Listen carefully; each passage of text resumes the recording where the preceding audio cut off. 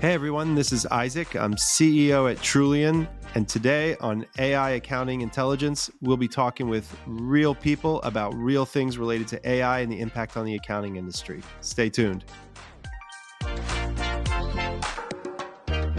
Welcome everyone to AI Accounting Intelligence, our podcast today. I'm Isaac Heller, CEO of Trullion. Excited for a fun one today with M. Daigle, founder of Otto-Mates. M, how you doing? I am great, Isaac. Thanks so much for having me. I really appreciate it. Likewise, I've got my my Trullion hoodie on. I'm feeling comfortable. I'm excited to talk. Where are you today? Today, I'm in Los Angeles. I always joke, have laptop, will travel. So I'm always here, there, and everywhere. Very nice. Well, Em and I have talked in different cities, in these conversations. So here we are in Los Angeles today. And I mean, I'm introducing you as founder of Otto-Mates, which we'll get into Otto-Mates. We've got a lot to get into. We'll come back to Otto-Mates. But are you the CEO of Otto-Mates? Are you the CMO? Are you everything? Is that how it I'm works? kind of everything at the moment. So official title TBD. But yeah, just trying to get this up and running and excited to do it, but learning a lot along the way about things I have no business knowing about, like websites and all of those types of things that I traditionally did not have my hands on keyboard for. So it's been really humbling, I'll say. Very interesting. Well, I can relate. It's the life of an entrepreneur. It's something that I think a lot of people strive for, maybe mistakenly. It's a little bit more glamorous on LinkedIn than it is. I had to figure out how to clean our bathroom at the office today. So you could be CEO, you could be anything one day, and that's kind of just getting the job done. But I guess before we get to Otto-Mates and all the fun stuff in between, you started off as an auditor. I guess tell us a little bit about your background and I don't know, you a little bit as a person. Yeah, absolutely. So, I think I took a similar start that many people do. So, started in public many, many moons ago when Arthur Andersen was in business as an auditor. So, started out there. My professors in college said, this is the way you got to go. So, I did. Public really wasn't for me. So, then I went into industry and did all things general accounting, into Rev Rec, where I really got a lot of interest on more of just the operational side, but thinking about how we can change how we do things. And so about the time that we saw a shift in how companies started offering their products, SaaS, subscription, managed services, the traditional models and ERPs that we had weren't really able to handle the complexity that those required. So I ended up starting my own consulting business, which I had for a number of years, about 8 years actually, where I helped companies automate their manual processes to be able to handle those types of new offerings. And in that time, ended up implementing RevPro, which is now Zora Revenue, a number of times. So at the time that Zora had acquired RevPro, they had asked me to come on board from a go-to-market, I'll say strategist perspective, to try and figure out how we can put the solution in the hands of accountants. So did that for a little over 6 years, made my way over to Clarity also to do something very similar, go-to-market strategy, getting the product from in-house to the accountants so that they can really embrace it, automate their processes and that sort of thing. So loved all of that. However, I never loved having to focus on one solution. I'm a firm believer that there's not a perfect tech stack out there. I think that there is the right solution for the right problem at the right company at the right time. And I think that evolves. I think people move around. So what might be a problem for somebody one day at a public company might look very different than a problem they have if they shift over to, say, a startup. So I think it's been an interesting road, but got me into this space where we could kind of bring all of that together and figure it out as a group and with Auto-Mates. That's awesome. From auditor to Auto-Mates. And I will say, for those of you listening, if you want a brief history of the RevRec software industry. I think there's no one as qualified as M to write it. Some of the things you were mentioning, RevPro is a product of Zora. If I recall, they acquired a company called Leo. Is that correct? Correct. Yep. And which became RevPro. I at the time was working at a pre-IPO tech company doing 606 implementation. So for those of you that assumed it was always 606, it wasn't. It was 605, and it became 606. It was a lot of fun. And then, kind of after Zora, Clarity is a company that does a lot of document automation related to revenue and order management. So you're kind of at the crosshairs of all these Oh, different great. changes, and look, Exactly. I would read the book about the history of RevRec. And I would definitely promote it for sure. I love that. I love that. Maybe someday we can write that. I'm not sure there's a huge audience for it, but maybe it's bigger than we actually think. Yeah, definitely. Okay, awesome. So maybe I guess I'm like kind of curious, what do you think it is about you, starting as that Arthur Anderson auditor, that CPA and accountant, and then really almost like it's a pretty strong pivot into, well, I'm a technologist and I'm applying this to my trade of accounting. What do you think it is about you that made you gravitate much more towards the latest and greatest technology? Whereas sometimes auditors and accounting professionals kind of stay in the lane of the tools that they use. What's that nature? What's the quality?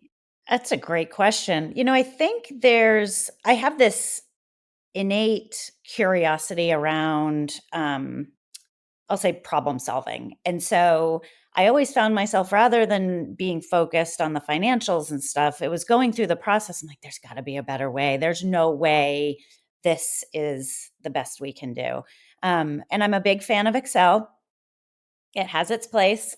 But that being said, I definitely have a love hate relationship with it, where I found myself trying to make a template out of everything in a spreadsheet. 'Cause I'm like, I'm doing the same manual task. I'm doing the same pivot table. I'm doing the same VLOOKUP. There's got to be a better way to do this. So as all of these technologies started to kind of come to life, when our standard ERPs weren't really handling it, and now I feel like with AI and everything that is going on, the barrier to entry is so much lower because we can really start to, I'll say, uh, you know, expand the bounds of what we can do with it. Um, I've just always been drawn to that. So, anytime I see a new solution out there, the first thing I do is like jump online, try and figure it out, then like Google a bunch of things about it, and then reach out, try and understand what they do. But I've just always been drawn to that sort of problem solving way of doing things, as opposed to, I've got this process to do and I'm going to do it this way today and I'm going to always do it that way. Not to say that that's a problem, right? Like we all need somebody to do all of the different things. But when it came to the financials, I was never really fully interested in that, but always interested operationally. Like, how can we make that better? Interesting. So it's like I love that problem solving. It's a little bit of the challenging of the status quo, Yeah. which it's not as common in accounting. There are some great ones, but accounting and other industries tend to be risk averse, and so it's going with the status quo. It's interesting. This week, I had three conversations that were very similar. They were folks that were reaching out online. They were accounting professionals in a Hmm. corporate accounting role, or in one case, an auditor, and they were looking at starting their own thing, right? And that's three more last week than I had last month, and definitely last year.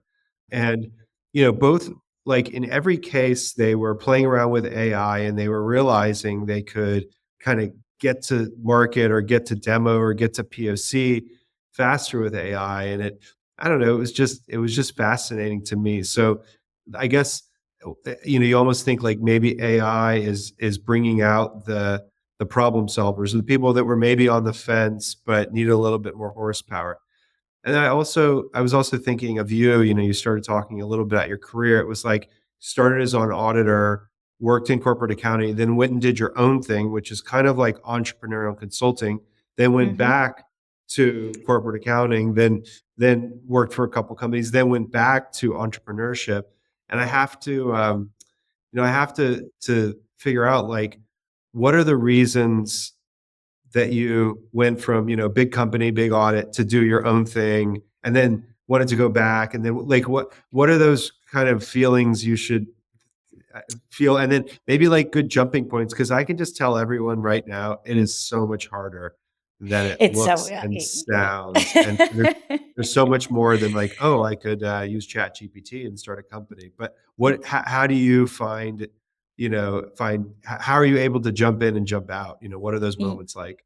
Yeah, so I think when I had my own business before, it was more consulting. So it was kind of like teasing out what companies were doing, and I was guiding them toward a particular solution, trying to help with the evaluation of that, and then trying to define all of the as is to be processes, what that looked like, and then help them through the implementation.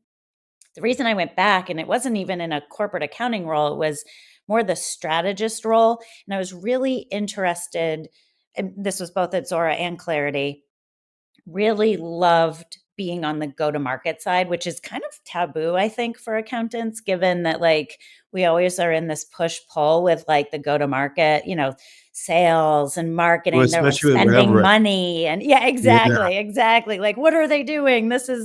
They can't do that type of thing.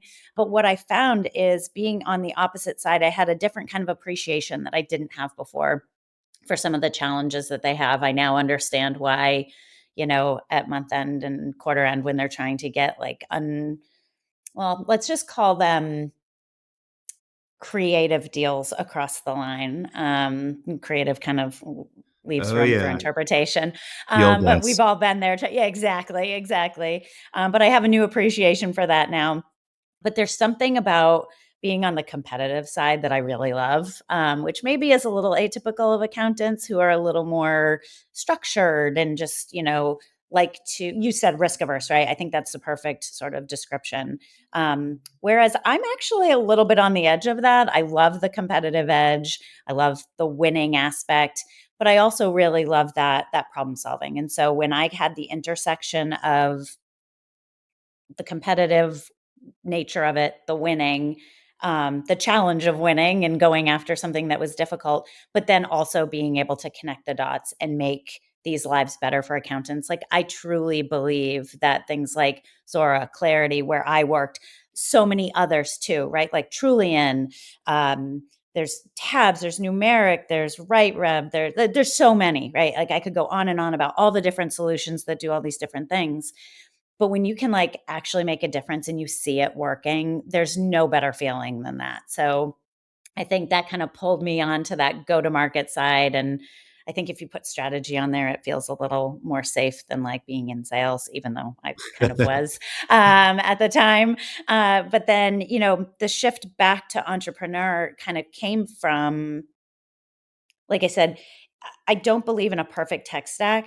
And I see all these great solutions that are great for a point in time for somebody or to help somebody grow. But there's all these different, it's sort of like I'm a matchmaker, I guess. And so being able to take sort of the go to market side and working with vendors and solutions and service providers and being able to figure out where the value lies there, but then connect it with the accounting profession in a safe space, because nobody likes being sold to, especially accountants. And I can say that because I was one, and still am always at heart, right? But I think there's something to accountants are so busy. There's so much they have to do. So if I can help kind of navigate some of the things that are more difficult. Like when there are so many solutions, it's hard to figure out what you need. It's hard to figure out, where do I go for X? Like, I'm having this problem. Who can help me? And sometimes you go to a website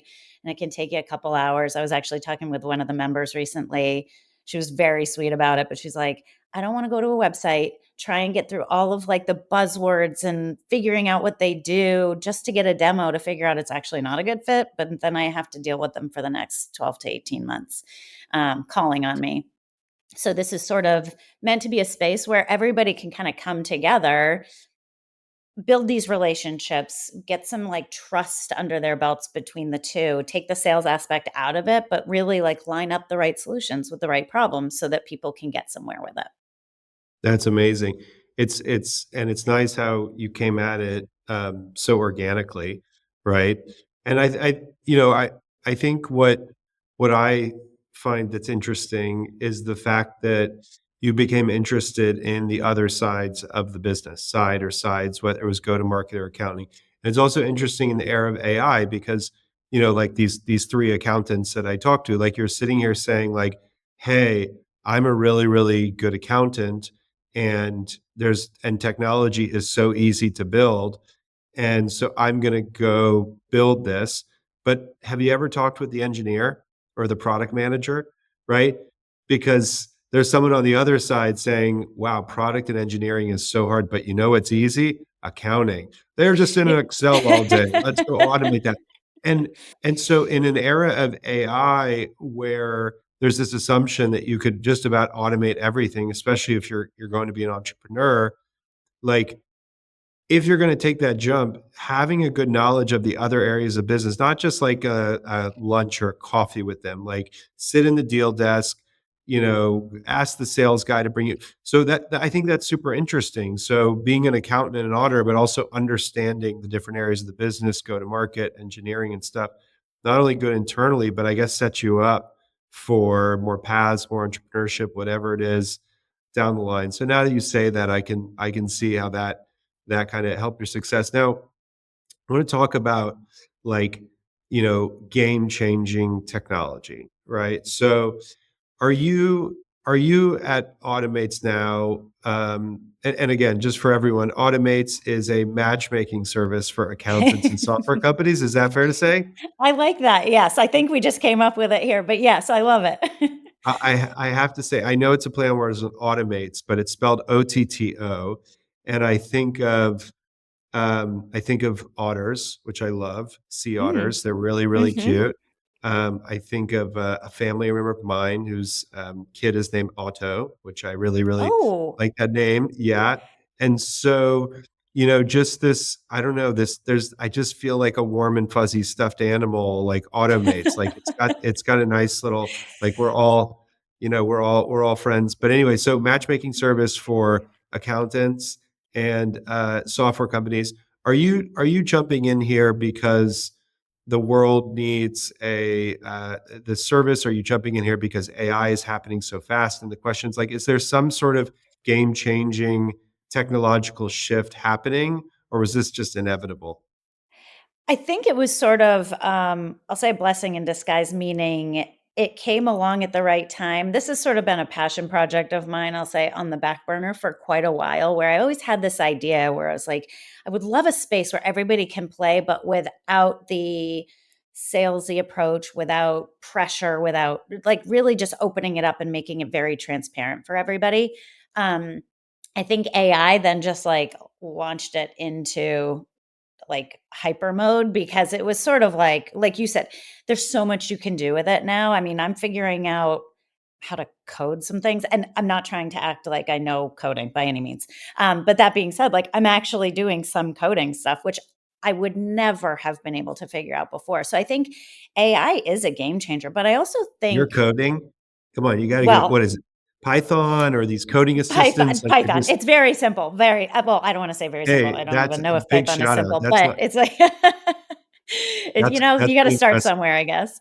Yeah. But I have to give AI and ChatGPT and some other, platforms all the credit in the world. I cannot take any of it. But, I think AI is really changing the rules around what it means to be in accounting and finance. Like, I think there's I've kind of mentioned this before to anybody listening who's listened to me speak, but I think we went through these phases of like, skeptical when it just was starting to come out really a few years ago with ChatGPT. I feel like yes, AI has been around for a long time, but that's where people started to really feel it in their everyday lives. And everyone was skeptical. And then we moved into like this curious phase of like, okay, it's here. I have to figure something out. A lot of companies now have AI initiatives where you've got to be able to figure out some capacity that you are going to pull that in.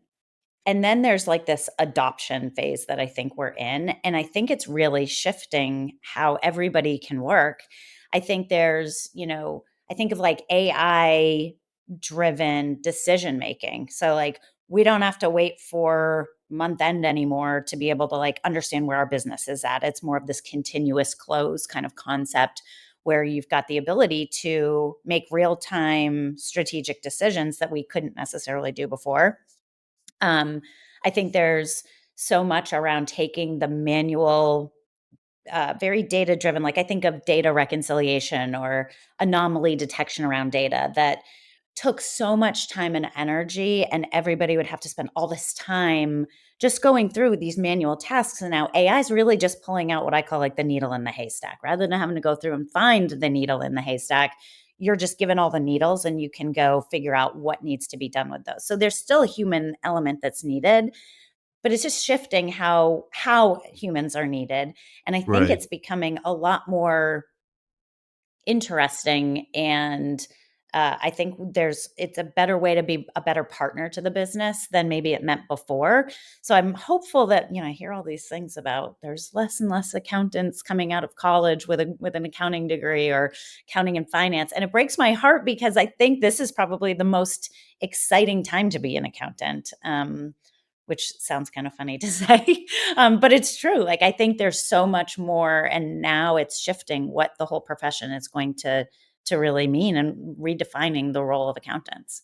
That's awesome. Well, it definitely feels game changey for me, and I can understand why you get a few extra calls, and they want to talk to a CPA, or former auditor. Um, Hmm. okay, I gotta ask you a few tough questions Okay. since you're the matchmaker, and you went through a few use cases. I heard like continuous close. I heard data reconciliation. Give me a software company or a use case, or yeah, just give me the name. Like, who have you seen recently do a cool continuous close use case? Who should we check out? Oh gosh, that's a great question. I think, oh gosh, do I have to pick just one? I think, if you You can think give us two. about, yeah, okay, I was going to say, I feel like I need to have a couple here.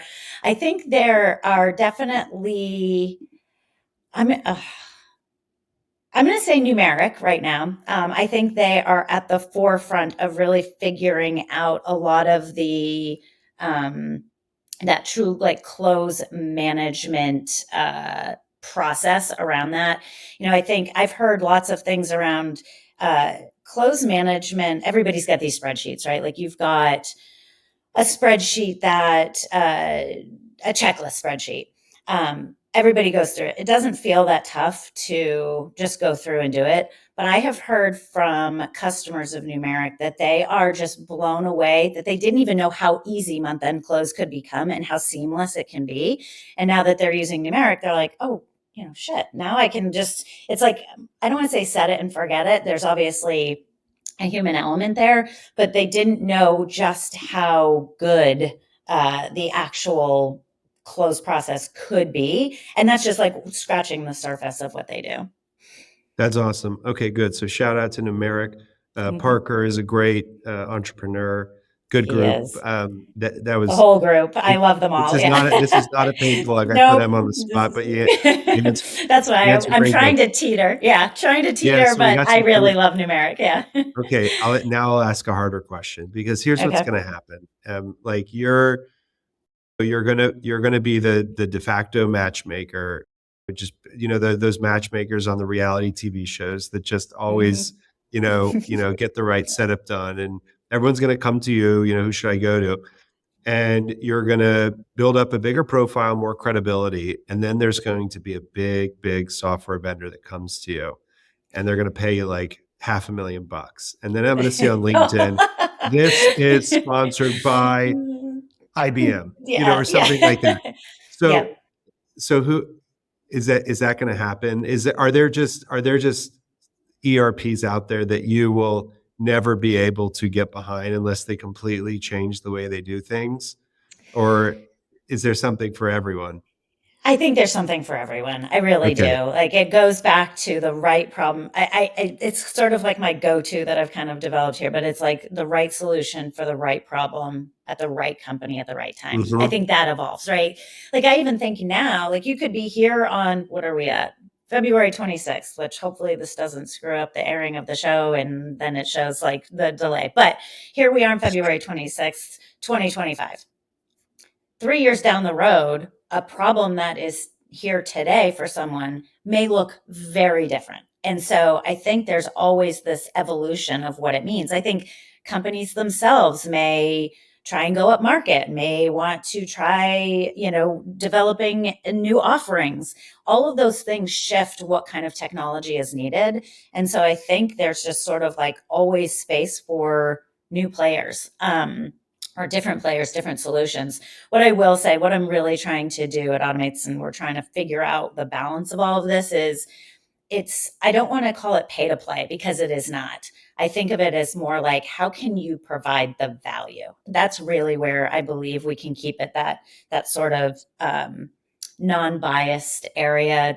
I mean, gosh, I hope somebody comes to me and says, "Hey, I want to give you a $500,000," and then I have to figure out what that means. That'll be a great problem, and we can do a whole podcast on that if and when it happens. That being said, my intention here is really to just make sure we're elevating all solutions in a way where if those solutions are willing to come support the community of accountants, be able to really show their value, prove their value, and be there and be willing to be part of that conversation, those are the vendors that I would want in this space because I know they're willing to be able to, open up a little bit and be able to feel confident enough that there are those accountants out there that will come to them if they are given the right information and also feel safe in that space to do so. That's awesome. Spoken like someone who knows a thing or two about independence or who grew up, in the no, Exactly. it's true. I think that's a hallmark of, accounting and audit. I can say that at Trullion, what's interesting to me is, we have a lot of partners, right? Whether it's software companies or advisory or accounting firms or audit firms, Hmm. and we actually don't exchange any money. There's no resellers, That's there's no commissions, and that's very unique. I mean, I was at previous software companies, travel. I was in travel, everything is commission, agency commissions, code shares, interlines, and everything like that. And so we just, hmm yeah, talk about revenue a little accounting bit for like, yeah. Maryland. Yeah, I'll tell that story another day. But it was very interesting because and payments is like this too, where there's like a percentage going to everyone. It's all about like, who referred who had the gateway, who had the other end. And what I like about working in the accounting industry of software is there's a lot of integrity. There's a lot of just hmm may the best and the highest integrity firm and software win, right? And so hmm ultimately there is a cream that rises to the top that you can't get away with an accounting solution or accounting service that puts out, crap. So I've really I've really enjoyed that aspect of the industry. So anyway, keep it up, and I hope I don't see that big whale up there, But a 500K, I wouldn't turn out. We'd probably Yeah. send you like some cookies or something. But anyway, okay. So we'll do a little bit more about AI. You talked about Yeah. some of the things you're seeing now. You mentioned continuous close, risk and anomaly detection. Do you have a How's your crystal ball 5 years from now? Are there things that you have seen or would like to see within AI on the horizon, or have we arrived?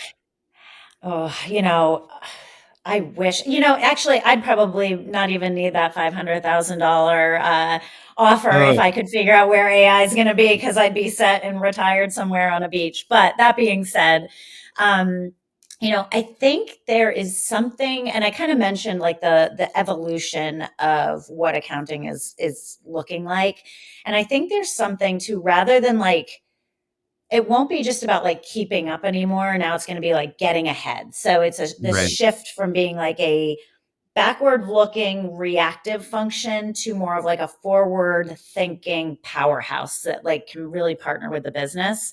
Um, I think if I had to make a prediction though, or like go out on a limb and say something, outside of the norm of what everyone's like, yeah, that makes sense. I think there's going to be a big shift in auditing. And what I mean Mm, by that is, none of the big four have really come out and taken a stake. None of even the maybe regional or smaller auditing firms have taken a real stake yet as well. They're writing it into their audit letter, like making note that it's not financially I forget exactly what they're writing in there, but basically saying like these financial statements have a minimal amount of AI that has gone into the creation of these interesting. financials. That being said, though, I don't think there's a way we can get around it. Sort of like if you think back to way back when there was paper that people were doing accounting on, and then IBM created this computer. There's like you can actually go and do accounting on a computer. That was like mind blowing to people. This is sort of I'll say some sort of parallel there. But I think it's really going to shift how the auditing happens. Because if you think about AI, it all stems from some level of prompting, whether it's code or written prompt or something. But there is a prompt that drives the outcome of that. And a lot of times it's hard to recreate that. And so audit firms are struggling with like how do we recreate what you calculated if it was done with AI, which is a really interesting way to kind of look at it. And make sure they're coming up with the same answers. Now, sometimes if you have like 1 = 1, that's easy. But if there are any kind of judgment decision making type of things that went into that accounting, it'd be really hard to recreate that. So I think there's something that's going to need to shift dramatically for auditors to somehow embrace it, because like it or not, it's getting into the financials. It's now everywhere. It's in the generation of them. It's in the calculation. It's in the data validation and reconciliation. So there's going to need to be a shift. I don't know exactly what that is or what it Mhm. will look like, but I think we're going from auditing on a sample basis to 100% coverage, which is wild. Right. Like we never thought about that, but I think I'm hopeful, and hope is not a strategy, but I'm hopeful that, that can really shift the accuracy and fraud detection as well. So I think all around it'll be great, but I think there's going to have to be a shift in how auditors actually perform their audits and what it means to sign off on those. That's super interesting. Maybe we'll unpack that a bit because, when I started at Trullion, we started with this lease accounting workflow. Mm-hmm. And that was the new standard in 2020. It was rev rec and lease accounting, but lease accounting Yep. went faster. And then the audit firms. Well, first of all, I thought that if you went from document to disclosure, so we're talking the Mm. initial agreement all the way down to the Yep. journal entry and even the disclosure. I thought that that was like the A to Z of a balance sheet workflow. And I thought we were clever because then we could just give that to the auditors and they could go Z to A, right? Mm-hmm. So they didn't need a sample. They didn't even need to recreate or reperform. They could just look in the system, right? Because we had Right. every little step from document to disclosure and then from disclosure to document. Well, we learned a lot, right? We learned a lot. First of all, auditors did not want to fully reperform certain accounting workflows, certainly not leases, Mhm. right? Because ultimately, then you're responsible for any of those mistakes. So reperformance was Mhm. kind of out the window. Second of all, the ones who were willing to go into Trullion, so about 30% of the auditors went into the lease accounting subledger. So their client had bought the subledger, and then we all of a sudden we saw PwC logins on our client's database and stuff like that. Yep. But instead of going in there and kind of parachuting into the data deeper and deeper, they were just downloading the journal entries with our Excel output and then going and putting them in their Excel Right. tool or their Excel. A lot of people are using Excel add-ons as well, Yep. and so that was interesting to me. It was like, well, how are we going to opt into this if you still need to do both sides, no matter how automated it gets? then then they started saying, well, if you can go from unstructured to structured, there's more use cases that you could help us with. And that's when they showed us the sampling and the testing, right? Mhm. And I mean, we knew that. I spent a lot of time with auditors. We have a lot of auditors here, but they weren't even automating that at the time. This is just 2021, 2022. But then come around 2023, it was really like ChatGPT was announced at the end of 2022. People were starting to use a little more. Now, one of our fastest growing product lines is not to the corporate side, it's actually to the audit side. So the auditors are using Trullion to not just do leases, but they're doing, HR, payroll, expenses, inventory, employee benefit plans, equity, all these things, because all they need to do, they don't need A to Z. They just need A and Z, right? They just need Yeah. that initial GL sample and then the data dump of the unstructured document. So it's almost like we have these capabilities to do a full coverage sample, yet the auditors for various reasons are still, wanting to sample. And I kind of get it after speaking deeply with a lot of our clients. So I just thought it was really interesting you mentioned that. I think the way it goes, I'm curious your thoughts. I think the way it Mm. goes is ultimately, look, if you give your auditor an output and it's a black box, meaning they can't trace it back to source because AI generated it, I don't see that passing an audit at least anytime in the next 5 years. I don't know about you, Mhm. but I would yeah, agree with that. Yeah. right. So, like, Yeah. people forget that it's like, no matter what you say about audit, as if it's 99, that's not good enough. It's gotta be 3 nines, 4 nines, whatever the heck it is, that you're getting sued or fined if you get it wrong. So we can't rely on the black box. So to me, at some level, the accountants and the auditors actually have to opt in to a single platform, right? So you keep your system Mhm. of record, you keep your documents, your whatever you want to keep, and maybe your other systems like a CRM or something. And then you need to vacuum all that data. I don't know if it's reconciliation. I don't know if it's Trullion. I don't know if it's Merrick. Maybe it's both of us, but like you need to be able to vacuum all that data and then allow the auditors to do the sampling and the things they need within that data, but then go kind of click into the source data. Cause I just don't see, I don't know about you, but I don't see the black box of AI, moving the needle anytime soon. You got to go back to the system or the document, really. I I agree. I think there's something to be said for what AI can do, but it needs something in place to do something with it. If there's nothing there, how are you ever going to prove it? So I definitely agree. And I think, what I'm seeing is solutions. And I love that, like with Trullian, you've got the ability to go in there and give access to your auditors, but it's role based access, right? So you can say, like, auditor, go ahead, have at it. Like, come in and see everything. Carte blanche, you go in and look at what you need. The nice thing there is then you don't have somebody on your team that has to sit there with the auditors for the 3 weeks they're on site or whatever it might be and be pulling stuff for them. Instead, you're granting them access. They can see any and everything. They don't even need to give you a selection in advance. I think that actually leads to an even higher level of trust and accuracy because Mhm. rather than having this preset list of selections that they want to go through, they can go look at anything, right? And they have the ability to do that openly because they can't change anything in the system. You've got the rule based uh, the role based access in place, which is huge. Yeah, absolutely. And just a little sneak peek. 2025 is the year for auditors with AI. And I've been in this for 6 years now.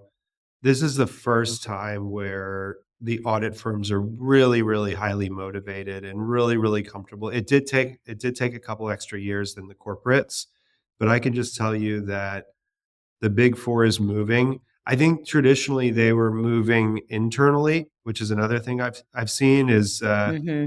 they would build things internally, and part of that was by strategy, part was by design, and now they're reaching out to vendors, and so that's been Yeah. that's been exciting for Trulian because ultimately, that you mentioned the regional audit firms. We work with probably 100 regional audit firms, and then you walk into the big four.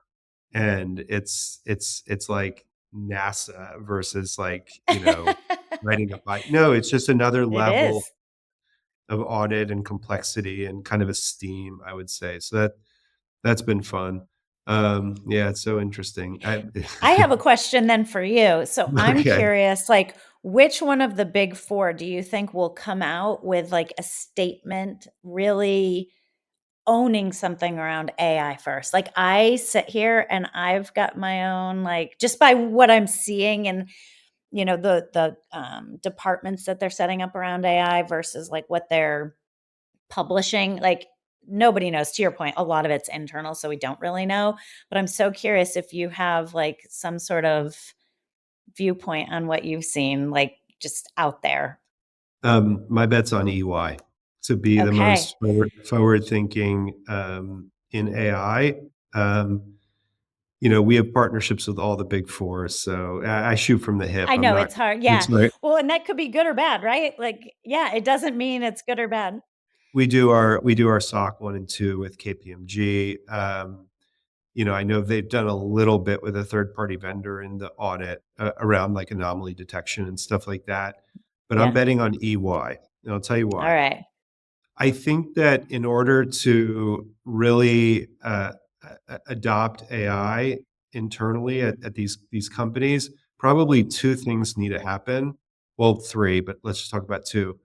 One, there needs to be, a macro event or a couple macro events that really kind of accelerate the internal look to say, how do we evolve this business model? And then I would say the second is leadership. So EY's got a great new CEO in Janet, and I've heard some of the things she's talked about. And I think that when EY, the Project Everest was their split a couple years ago or attempted split. I think that Yep. really opened up the Komodo around the business model and the operating margins and what it takes to run a great audit and great advisory practice. And that took some self-reflection, and I'm not quoting anything, I'm not quoting anyone, but Yep. I feel like what came out is a lot of motivation to think about the next stage of the business model. So I would bet on EY. Deloitte and PwC are creme de la creme. I think they might be 1 and 2, maybe 1 and 3 in terms of revenue, but there could be some complacency there. You know what? If it ain't broke, don't fix it. The other Mhm. KPMG as number 4, which is not a bad consolation prize, 30, 40 billion revenue. Yeah. Like KPMG in their audit, they did go to some third-party tools earlier, and that's because that the event for them was trying to keep up and trying to stay competitive. So I felt like there was at least in the US, there was an underdog mentality. So KPMG has that event of like being the underdog and wanting to climb up. EY has this event of like, hey, if we want to split or shift or we've got to really improve our margins and be more competitive. And so that's my bet. What are we, February I 26, 25, Yep, here we 2025? go. That's my bet. I've been really impressed with them. But what about you? Do you have a sense of the big four or anything you've seen you liked? So it's funny you say this, and for anybody listening, I swear we didn't come up with this in advance that you said all of these things, but I would completely agree with you on that, just from what I'm seeing out there, some of the conversations I've had. But I think their ability to sort of be open to figuring out what it means to be the most profitable and like what does that mean? Like shifting and being a little more edgy, I'll say. I mean, Yeah. I think that sort of they've got the ability to go out and make a stance. Now, what I will say though is I think the second one of them comes out with some sort of bold statement or stance or position, the other 3 are going to be hot on the heels because they just won't wanna be the first one out of the gate, but they definitely don't wanna be Yeah. the last one over the line. So, I think when we Yeah. see something every day though, I'm, like, looking online, I'm like, "Who's gonna say something, like, really earth-shattering today? Like, what's the line in the sand that they're gonna take on AI?" And I think everybody's sort of dancing around it and waiting for it, but it's like we're right there. We're right on the precipice of it. So, I'm curious what it's gonna look like. Yeah, it's such a big and dominant piece of our, economy, right? Yeah. It's so Especially if cool you though. I love it. I think it's like super exciting for the accounting world. Like we always joke that like, oh, the big shift or along the way, the 605 to 606, like, wow, it's crazy. But like that's peanuts compared to things that we're seeing with AI and all of the things, how it's shifting and changing Right. across the board. I think it's really, really exciting. I think that's super exciting. Maybe we'll kind of what do we'll kind of end it on that note. I mean, I think this has been super interesting. Going from Arthur Anderson, which could be a whole nother podcast auditor, to running RevRec internally and then externally as a software vendor, and now Auto-Mates. But like just being excited about the future. I think it's something we all can really hang on to. Maybe is there let's say this: if you're listening right now, if you're an aspiring accountant or earlier in your career, what's the advice that you would give that listener to maybe be excited about the future? I would say embrace it, embrace the change, embrace the opportunity, and think about what that really means. Like, myself, my journey and what that looks like, I never thought that I would be a founder of my own company in this capacity. Consulting was a little bit easier to get into just because those are services you provide, but really, like, having an established company like Otto-Mates right now is really exciting. But I think there's so many different avenues. So yes, you can do so much with your accounting career. In accounting, you can also take it other places. Like, there's Cody Leach over at Hubify. He has shifted from accounting and now he's like leading product. Um, Mm. and someone similar, Jeff Alley over at Everest, very similar. He and I actually worked together many moons ago at RSA, where we implemented RevPro. But he now is owning the product over at Everest. And so it's so interesting how I went in to go to market, they're in product. Like, there's all of these different areas and places where everyone can go. I've got a lot of my members right now asking, like, well, what can I do with this? What can my career look like? And there's so many opportunities. So I'd say embrace it, but don't get overwhelmed by it. It can be very easy to try and figure out, like, okay, so what are all the ways I can use it? Just figure out where can it make the greatest impact right now, whether it's in a process. Don't try and or automate everything all at once. Just find the things that can make the greatest impact. And if that's either in a process or in your career, whatever it is, embrace it, but just focus and don't get overwhelmed. I love it. I love it. Yeah, social media, all those Oh, podcasts and TikToks will do it for you. there's so Yeah, much coming at us. yeah. There's a lot. Well, I hope this was an interesting one to everyone listening or watching, I guess you could say. So we had M. Daigle, founder of Otto-Mates, Ottomates, correct? Find you online, Correct. I'm sure, in all the usual places. I'm Isaac, CEO of Trullion, and yeah, Em, I mean, it was great talking with you today, and hopefully more in the future. Yeah, likewise. Thank you so much, Isaac. I appreciate it.